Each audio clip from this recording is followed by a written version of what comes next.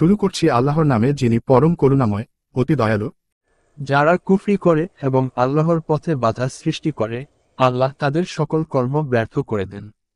আর যারা বিশ্বাস স্থাপন করে, সৎকর্ম সম্পাদন করে এবং তাদের পালনকর্তার পক্ষ থেকে মুহাম্মদের প্রতি অবতীর্ণ সত্যে বিশ্বাস করে, আল্লাহ তাদের মন্দ কর্মসমূহ মার্জনা করেন এবং তাদের অবস্থা ভালো করে দেন।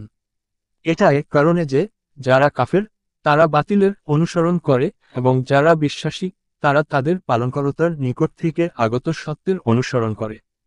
এমনিভাবে আল্লাহ মানুষের জন্য তাদের দৃষ্টান্তসমূহ বর্ণনা করেন।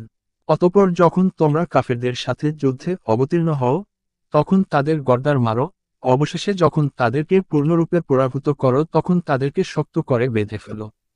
অতঃপর হয় তাদের প্রতি অনুগ্রহ করো, না হয় তাদের নিকট হতে মুক্তিপণ লও। তোমরা যুদ্ধ চালিয়ে যাবে যে পর্যন্ত না শত্রুপক্ষ অস্ত্র সমর্পণ করবে।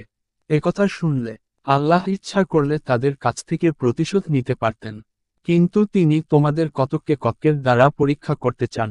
যারা আল্লাহর পথে শহীদ হয়, আল্লাহ কখনোই তাদের কর্ম বিনষ্ট করবেন না। তিনি তাদেরকে পথ প্রদর্শন করবেন এবং তাদের অবস্থা ভালো করবেন। অতঃপর তিনি তাদেরকে জান্নাতে দাখিল করবেন, যা তাদেরকে জানিয়ে দিয়েছেন।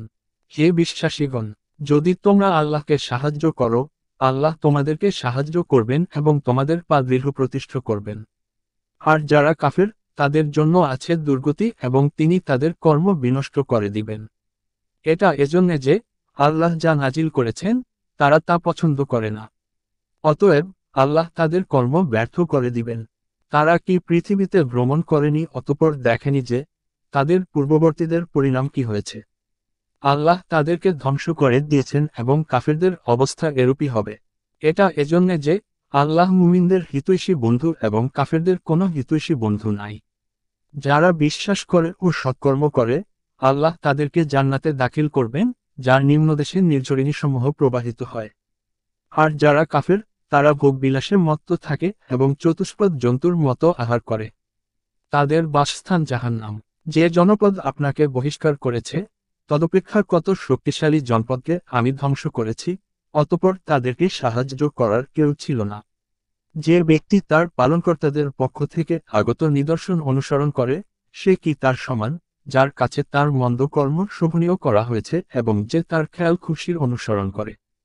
পহেগারদেরকে যে জান্নাতের ওয়াদা দেয়া হয়েছে, তার অবস্থা নিম্নরূপ। তাতে আছে পানির নহর, নির্মল দুধের নহর যারা স্বাদ অপরিবর্তনীয়, পানকারীদের জন্য সুস্বাদু শরাবের নহর এবং পরিশোধিত মধুর নহর।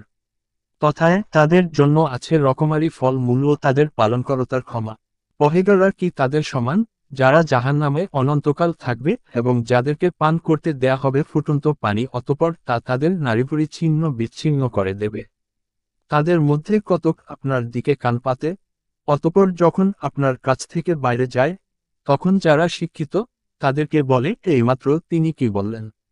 এদের অন্তরে আল্লাহ মোহর মেরে দিয়েছেন এবং তারা নিজেদের খেয়াল খুশির অনুসরণ করে।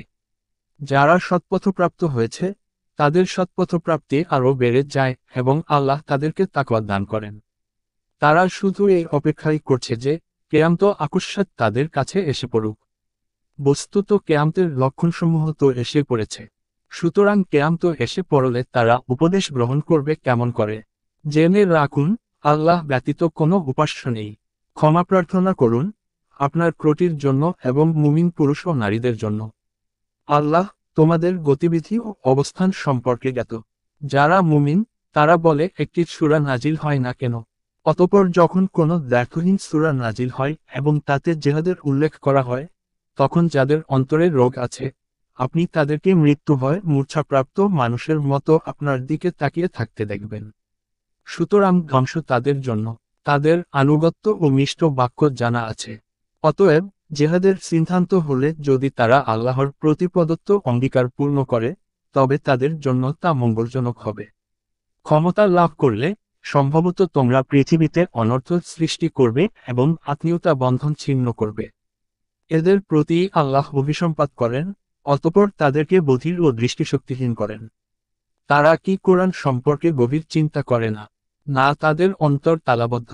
নিশ্চয় যারা সোজা পথ ব্যক্ত হওয়ার পর তৎপ্রতি পৃষ্ঠ প্রদর্শন করে, শয়তান তাদের জন্য তাদের কাজকে সুন্দর করে দেখায় এবং তাদেরকে মিথ্যা আশা দেয়। এটা এজন্য যে তারা তাদেরকে বলে, যারা আল্লাহর অবতীর্ণ কিতাব অপছন্দ করে আমরা কোন কোন ব্যাপারে তোমাদের কথা মান্য করব। আল্লাহ তাদের গোপন পরামর্শ অবগত আছেন। ফেরেশতা যখন তাদের মুখমণ্ডল ও পৃষ্ঠদেশে আঘাত করতে করতে প্রাণহরণ করবে, তখন তাদের অবস্থা কেমন হবে? এটা এজন্যে যে তারা সেই বিষয়ের অনুসরণ করে যা আল্লাহর অসন্তোষ সৃষ্টি করে এবং আল্লাহর সন্তুষ্টিকে অপছন্দ করে। ফলে তিনি তাদের কর্মসমূহ ব্যর্থ করে দেন। যাদের অন্তরে রোগ আছে, তারা কি মনে করে যে আল্লাহ তাদের অন্তরের বিদ্বেষ প্রকাশ করে দেবেন না? আমি ইচ্ছা করলে আপনাকে তাদের সাথে পরিচিত করে দিতাম। তখন আপনি তাদের চেহারা দেখে তাদেরকে চিনতে পারতেন এবং আপনি অবশ্যই কথার ভঙ্গিতে তাদেরকে চিনতে পারবেন। আল্লাহ তোমাদের কর্মসমূহের খবর রাখেন। আমি অবশ্যই তোমাদেরকে পরীক্ষা করব যে পর্যন্ত না ফুটিয়ে তুলি তোমাদের জেহাদকারীদেরকে এবং সবরকারীদেরকে এবং যতক্ষণ না আমি তোমাদের অবস্থান সমূহ যাচাই করি। নিশ্চয় যারা কাফির এবং আল্লাহর পথ থেকে মানুষকে ফিরিয়ে রাখে এবং নিজেদের জন্য সৎপথ ব্যক্ত হওয়ার পর রসুলের আল্লাহি ওয়াসাল্লাম বিরোধিতা করে, তারা আল্লাহর কোনোই ক্ষতি করতে পারবে না এবং তিনি ব্যর্থ করে দিবেন তাদের কর্মসমূহকে। হে মুমিনগণ, তোমরা আল্লাহর আনুগত্য কর, রসুলের আলাইহি ওয়াসাল্লাম আনুগত্য কর এবং নিজেদের কর্ম বিনষ্ট করো না। নিশ্চয় যারা কাফির এবং আল্লাহর পথ থেকে মানুষকে ফিরিয়ে রাখে অতঃপর কাফের অবস্থায় মারা যায়, আল্লাহ কখনোই তাদেরকে ক্ষমা করবেন না।